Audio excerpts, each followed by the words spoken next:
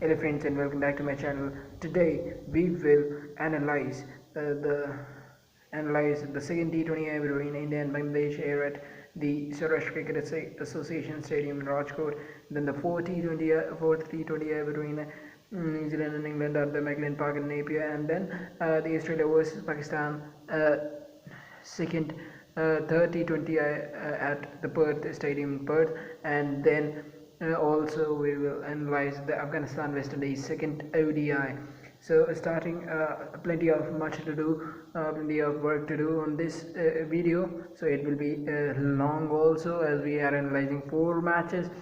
So starting from the first match, India versus Bangladesh, the second T20I, toss was won importantly by India, and they opted to bowl first at that rock hard pitch of Rajkot, where it is considered as the batting paradise with an average score of 190 So bowling first would be a safer option, as the target would be seen on the board, and you will be having a clear strategy about how to go about the run scoring of the team. And then India winning the toss, as both teams are going unchanged, and then Bangladesh got off to a flyer start. Mohammad Naeem and Litton Das giving them a good start, flying start. Litton Das having plenty of lifetimes in his stay at the crease. 2 times he has been saved, and first when there was a chance of stumping created by Yuzvendra Chahal, then it was revealed that Rishabh Pant caught the ball and stumped it ahead of the stumps, and that was unlawful, illegal, and then it was awarded a no ball and a free hit, as we all know that a keeper should collect the ball behind the wicket. And then Litton Das, he was dropped by Rohit Sharma at square leg, and then finally getting run out by agony of Rishabh Pant. So not to be a third time lucky, Litton Das. And then when the first wicket fall on 63, then Mohammad Naeem and Shoma Sarkar continued their way. Mohammad Naeem when got out on 36 of 31. It was a score of 83 for 2, and then from then wickets start to tumble, and in Bangladesh couldn't regain the momentum again in the chase, and finished off the innings at 152 for 6, with the last time hero Mushfiqur Rahim got out early, sweeping a ball, and which was his biggest strength, and got out by a catch at not long on, square leg. So that was the main ploy, deep square leg. Then when India came out to bat, absolute blitzkrieg from Rohit Sharma. Rohit Sharma proved out. He was smashing it all down the ground, away for sixes. Mossadegh Hussain was hit for a 21 runs in the over 3 consecutive sixes, and he was very unlucky to miss out 100 in his 100th T20I international. Remember, the 100th T20I international, and the first male Indian cricketer to reach this milestone after Harmanpreet Kaur earlier this year reached it.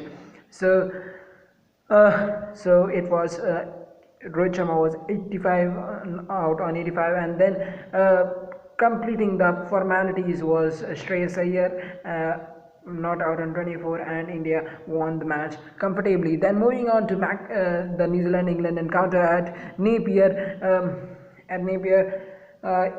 New Zealand won the toss and elected to bowl first. Then England not got off to a flying start. First, they recalled Johnny Bairstow in place of James Twins, and one more change they made, that is in their bowling lineup. They brought back Tom Curran uh, in place of Shakib Mahmood, and also they brought back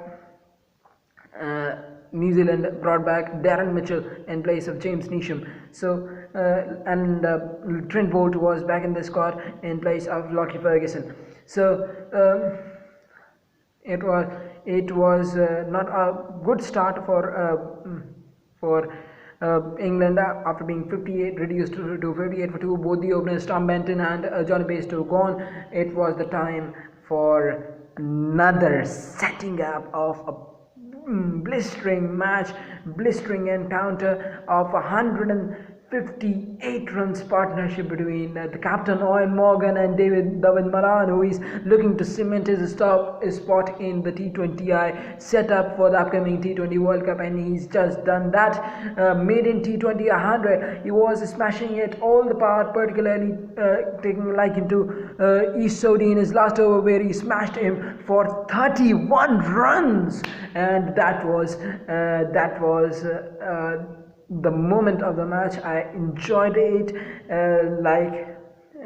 it was that kind of a match where every ball going out for a 6, and what England have done was put on a mammoth score of 241 runs for the loss of 3 wickets in the 20 overs, with Owen Morgan 91 not out, and Dawood Malan getting his maiden T20I century. And now in reply, New Zealand got off to a flying start with Martin Guptill and Colin Munro smashing to all parts, but when Martin Guptill fell from a slower ball from Tom Curran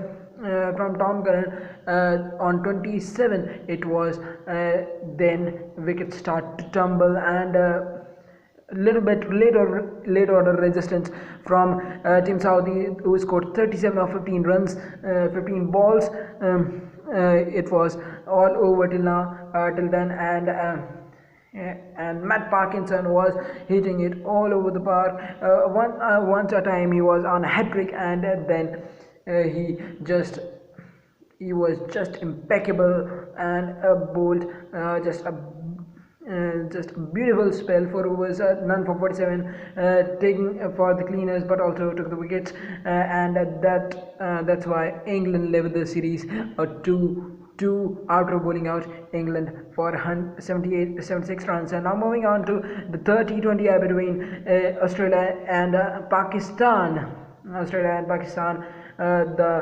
Australia were leading 1-0 in the series, and Australia winning the toss and opting to bowl first, putting Pakistan in the fray. Pakistan were Mitchell Starc made early inroads for the Australian batting lineup, first by dismissing Babar Azam cheaply, and then Mohammad Rizwan on a first ball duck.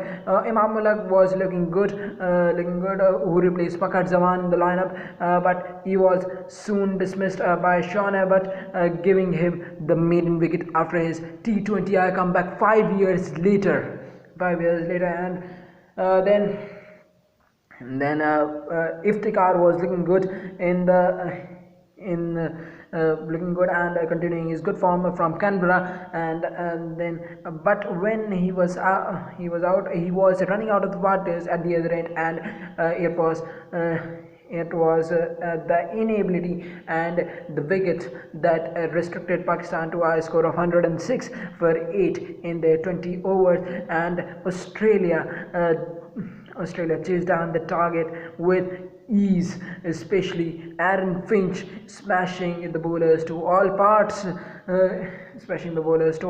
Australia getting that victory with 10 wickets. No wicket was for Mohammad Musa, Mohammad Hussain, Mohammad Amir. All were looking clueless. All the bowlers of Pakistan were looking clueless on that wicket against David Warner and Aaron Finch. So Australia then winning the series 2-0 with one washout at Sydney. So after that, we came on to the last review. Afghanistan versus West Indies, second ODI review. Australia, Afghanistan, West Indies. Afghanistan and West Indies. Afghanistan made one change. Sharfuddin Ashraf came in, and West Indies likely unchanged. West Indies, when batted first in the innings, were after a solid start, kept giving the wickets, and were stopped to less than 250 for 9 wickets. But good innings from Nicholas Puran set the stage, 67 of 50 balls, and as the result followed on, Afghanistan lost that match. After having a good start, Afghanistan, when Rahmat Shah got out, their wickets kept tumbling, and they were all out on 200. And West Indies got their maiden series, ODI series win after 6 years. ODI series win after 6 years, and then it was all that was to be discussed today. So we will meet you tomorrow with India Bangladesh third T20I review, and New Zealand England fifth and the final T20I review. So meet you then. Until then, it's goodbye and good luck. Stay safe. Please don't forget to subscribe, share, like and comment this video. Thank you.